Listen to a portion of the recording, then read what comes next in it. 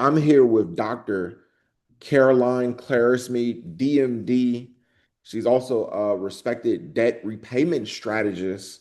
How you doing today? I am well. Thank you so much for having me. Definitely. I'm really honored to have you here. And you're DMD, which that stands for Doctor of Medicine and Dentistry. Can you talk a little bit about just like your journey, like why you wanted to pursue dentistry? Sure thing. Again, like Ryan said, I'm Dr. Caroline Clerisme. I'm sure you can hear an accent. I'm originally from Haiti, the Caribbean, and that's where everything started. My mom is a dermatologist in Haiti, and my father was a sociologist. So it was always the goal for me to become a physician, actually, like my mom, to be a dermatologist like my mom. And I had braces. That's when everything started. Once those braces were out, and then I saw the smile, like from where I was before, from that gorgeous smile. And I said, that's what I want to do.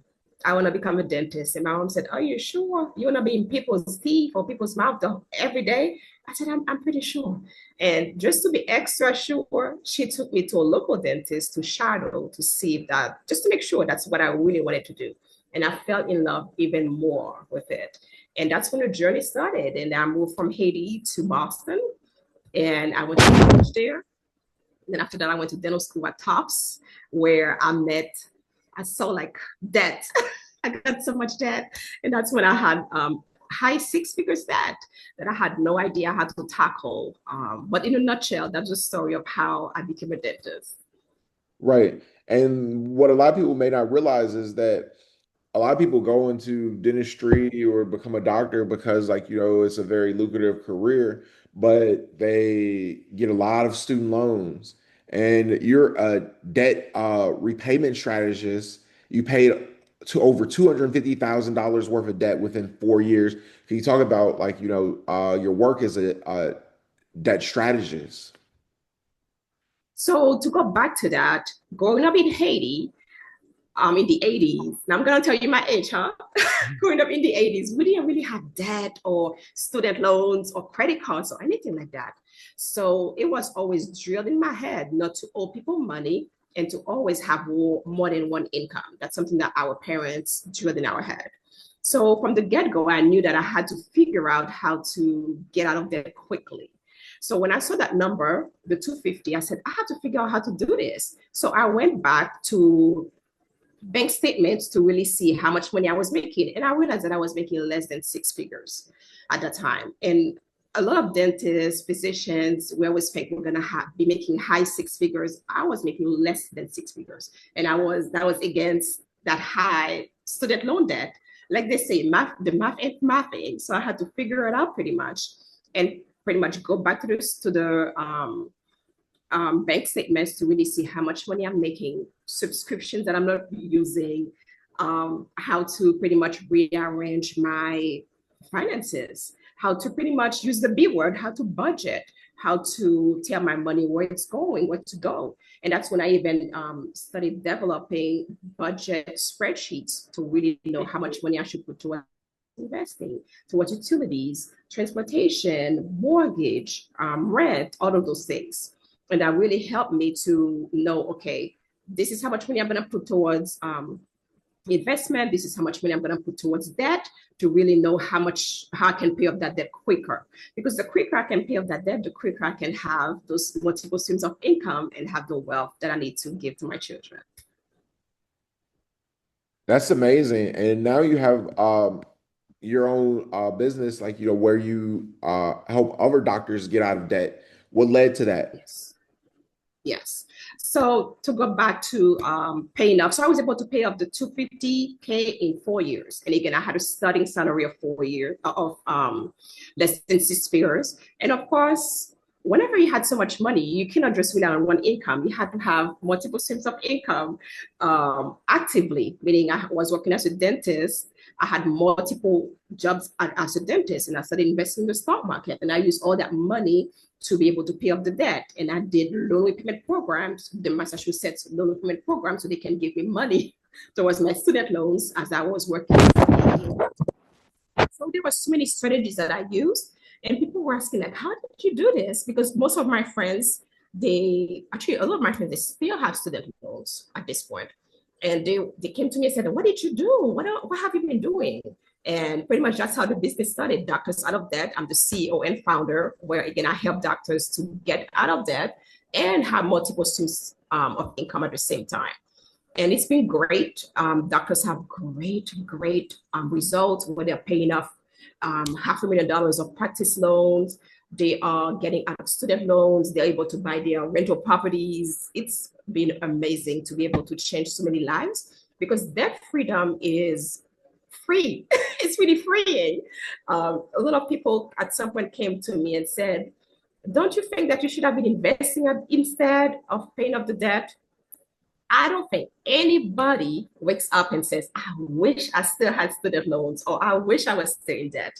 It's been the best thing for me ever to pay off the debt. I can buy everything that I want cash without having to go back into debt. And I always tell people, if you miss debt so much, just go get a practice debt or go get a car loan. It's that easy to go back into debt in America. But yeah, it's been great. I'm happy to help so many doctors have peace of mind because debt freedom gives you a peace of mind that you just cannot put into words. And to be able to decrease hours from dentistry or medicine, if that's what you want. If you want to whatever, take vacation or do anything else, the fact that you have less debt and you have other income that can help supplement your lifestyle, it's been amazing, really. And you're also an author. Can you talk a little bit about the book you wrote? Yes. Yes. So it all goes back to Doctors Out of Debt. As I was coaching so many doctors about debt freedom, financial literacy, I started talking to my best friend, Dr. Alicia Burge. We met in dental school. Actually, even before dental school, we met. And I told her, you know what? It would be best, even better, if doctors knew about those things early on. And even having conversations with my clients, they agreed that they always say, I wish I knew this years ago, or I wish I had met you years ago. And that's when I said, you know what, let's also write a book where we can pretty much empower young people, young children, so they can really start having a conversation, something that's so hard for parents or actually anybody to talk about. Money is so taboo, it's hard to talk about. And I said, let's kind of make it easy for them. And so we wrote Lily and the Talking Piggy Bank. Let's learn about money. It's available on Amazon.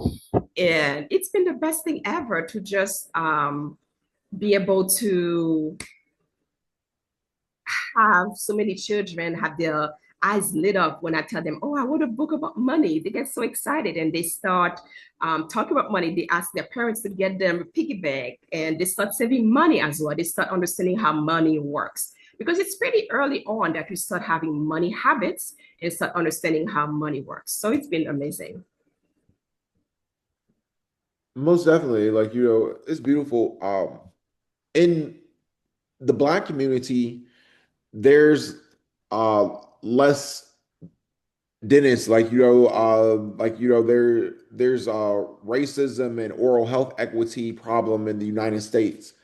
What, could be done to basically get more Black people into dentistry? I would say like they always say, representation matters. And what I did before becoming a dentist, I went to summer pre-dental programs. And I think that having those programs be there forever is vital. It's important for dentists who, like me, to go to those elementary schools like I did and talk about dentistry, that you can become a dentist too. People, so that they can see that people who look like them are dentists, they're doing well, that it's possible for them. So I think it's vital for dentists, African American dentists, to really go back to the community, go to elementary schools, middle schools, and talk about the field, talk about not just how to avoid cavities, but really their journey, the obstacles that they might find, but how to overcome those obstacles because they are needed. It's very needed. And I think, again, it's all about talking about it, going to the community, have seminars, webinars, going to the community, going to the schools, have events for kids where they can see us with the white coat and everything like that and be inspired. Most definitely. That's amazing. What's next for you in your career? Pretty much. So now I I have two daughters. I have a 5 year old and a 1 year old. So I want to spend a lot of time with them, but also try to inspire more children to go into the field of dentistry. So my goal is to work on that, to have more children go be interested in going to dentistry. And also I still love clinical dentistry. So I still want to work as a dentist, get patients out of pain, do a bunch of root canals and extractions on them to get them out of pain. That's always been the goal.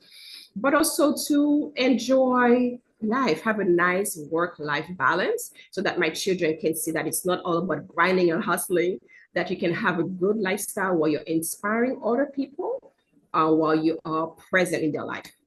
Thank you so much for your time. I really appreciate you. Thank you so much, Brian. Of course. Have a great day. You too.